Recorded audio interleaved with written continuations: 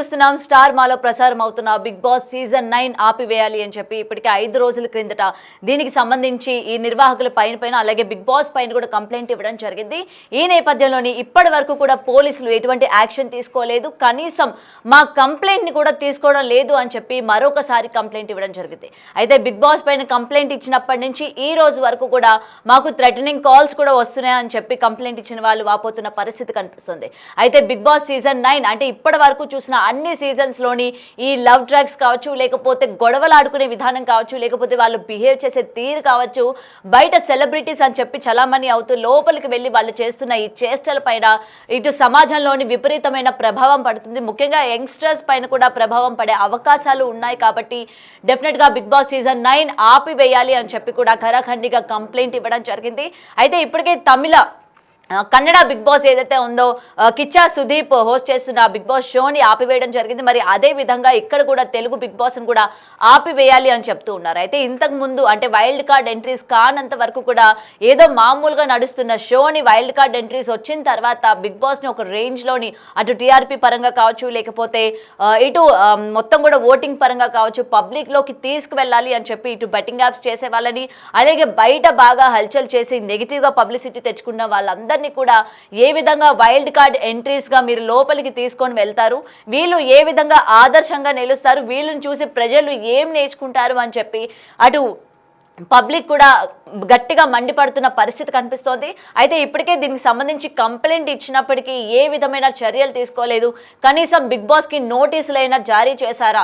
Big boss వల్ల ఈ విధంగా జనాలపైన ప్రభావం పడుతుంది. ముఖ్యంగా యంగ్స్టర్స్ ఇంట్లో ఉండే చిన్నపిల్లలు కూడా బిగ్ బాస్ చూడాలి, చూసిన తర్వాత అందులో ఏం నేర్చుకోవాలి, ఆ గొడవలు కావచ్చు, లేకపోతే ఆ లవ్ డ్రగ్స్ కావచ్చు, వాళ్ళు మాట్లాడే విధానం కావచ్చు, అండ్ వాళ్ళు యూజ్ చేసే వర్డ్స్ కావచ్చు, ఇవన్నీ కూడా జనాలకి అవసరమా అన్నట్టు కూడా ఈరోజు క్వశ్చన్ చేస్తున్న సిచ్యువేషన్స్ కనిపిస్తూ ఉన్నాయి.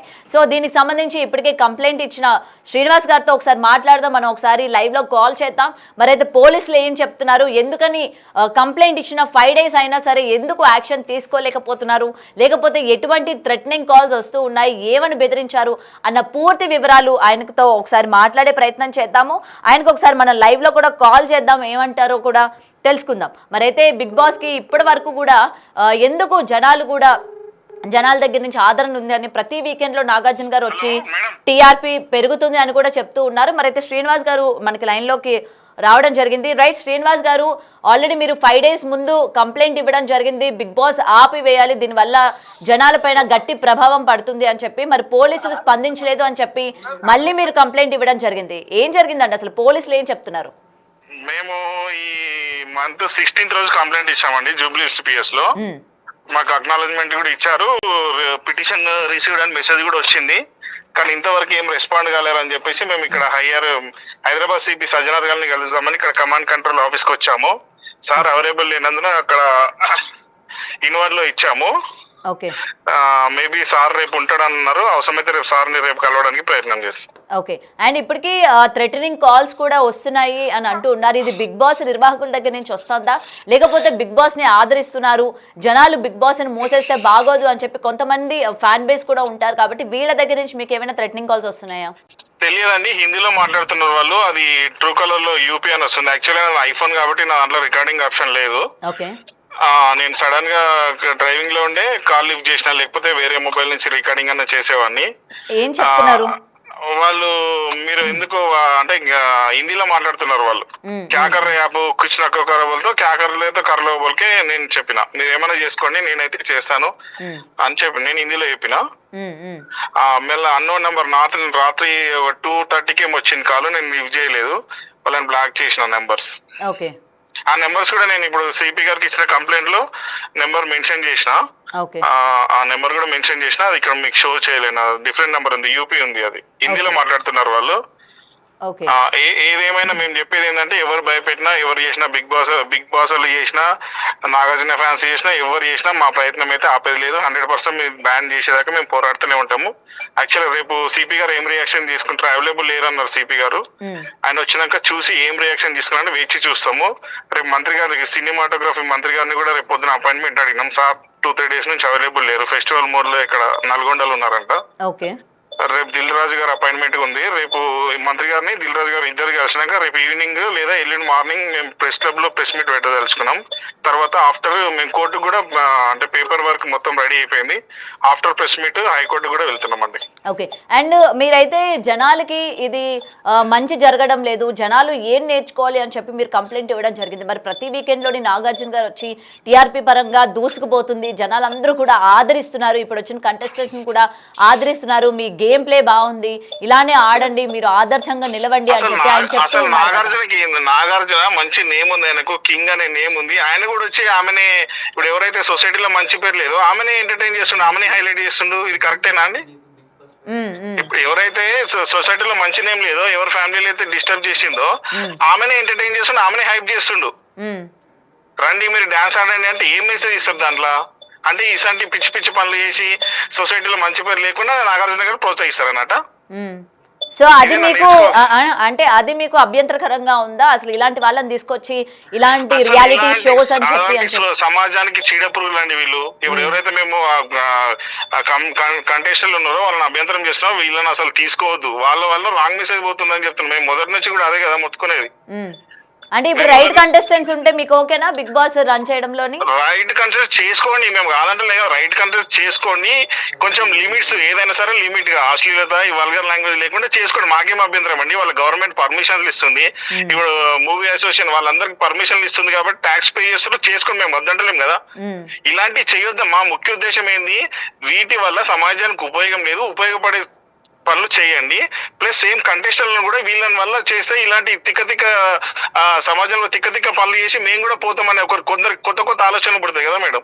పర్టికులర్ గా మీకు ఏ కంటెస్టెంట్ వల్ల అభ్యంతరకరం అండి? ఇప్పుడు వైల్డ్ కార్డ్ ముగ్గురు నలుగురు ఉన్నారు, వాళ్ళు పేర్లు చెప్పారా బయటికి? మీరు తెలుసు కదా మేడం. ఇప్పుడు నిన్న రాత్రి నాగార్జున గారు వచ్చి ఎవరిని ప్రోత్సహించిండు?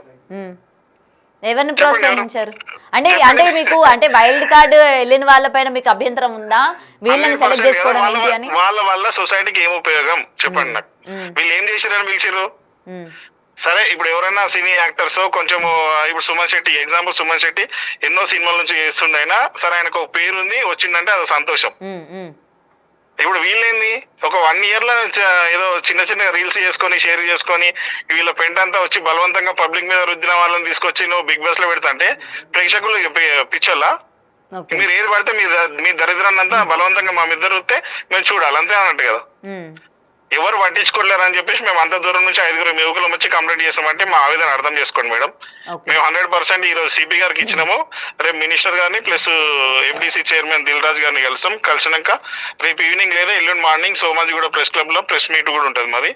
దయచేసి మీలాంటి మీడియా అందరు మాకు సహకరించాలని కోరుకుంటున్నాం. Right sir, thank you. Right, అయితే ఆయన చాలా కరాఖండిగా చెప్పడం జరిగింది. అండ్ వైల్డ్ కార్డ్ ఎంట్రీస్ ఎవరైతే వచ్చారో వాళ్ళని ఏ బేసిస్ మీద బిగ్ బాస్ అతను సెలెక్ట్ చేస్తూ ఉన్నారు? ఎందుకంటే ఈ అలేఖ్య చిట్టి పికిల్స్ కావచ్చు, లేకపోతే మాధురి గారు కావచ్చు, లేకపోతే ఇంకా సో అండ్ సో వచ్చిన వాళ్ళందరూ కూడా మీరు ఏ బేసిస్ మీద వీళ్ళని సెలెక్ట్ చేశారు? వీళ్ళు ఎలా సెలబ్రిటీస్ అవుతారు? అసలు వీళ్ళని బిగ్ బాస్ నిర్వాహకులు ఏ విధమైన అంటే ఏ కేటగిరీలో వీళ్ళని తీసుకోవడం జరిగింది? వీళ్ళని జనాలు చూడాలా, జనాలు ఎంకరేజ్ చేయాలా? బయట వీళ్ళ వల్ల ఎటువంటి కాంట్రవర్సీ నడిచింది, లేకపోతే బయట ఎటువంటి జనాల నుంచి ఆదరణ ఉందా అన్న వివరాలు తెలిసి కూడా మీరు బిగ్ బాస్ నిర్వాహకులు ఏ విధంగా వీళ్ళని సెలెక్ట్ చేసి హౌస్లోకి తీసుకున్నారు?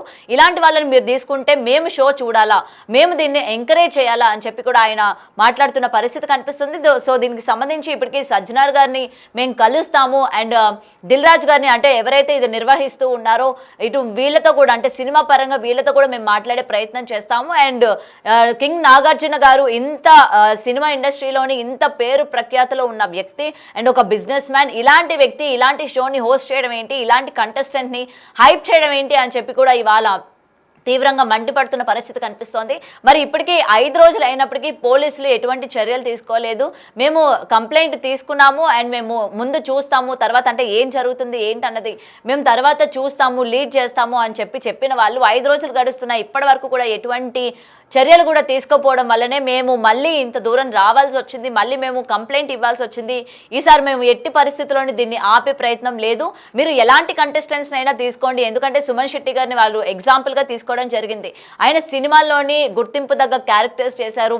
సో అలాంటి వాళ్ళకి ఫేడ్ అవుట్ అయిపోతున్న యాక్టర్స్కి లేకపోతే యాక్టర్లకి ఇలాంటి కంటెస్టెంట్స్కి అవకాశాలు ఇచ్చి బిగ్ బాస్లోకి తీసుకొస్తే అలాంటి వాళ్ళని మేము ఎంకరేజ్ చేస్తాం. కానీ ఇలాంటి కాంట్రవర్సీలు చేసి బయట సమాజంలోని మొత్తం కూడా నెగిటివిటీ ఉన్న వ్యక్తుల్ని మీరు తీసుకొచ్చి నించోపెడితే మేము ఏ విధంగా సహాయం చేయాలి, లేకపోతే మేము ఏ విధంగా ఓటింగ్ వేయాలి, మేము ఏ విధంగా ఇలాంటి షోస్ని ప్రోత్సహించాలి అని చెప్పి కూడా ఇవాళ గట్టిగా డిమాండ్ చేస్తున్న పరిస్థితి కనిపిస్తోంది. సో మరి చూడాలి అసలు దీనిపైన మీ అభిప్రాయం ఏంటి? ఆల్రెడీ కంటెస్టెంట్స్ని చూస్తూ ఉన్నారు, గేమ్ ప్లే చూస్తూ ఉన్నారు.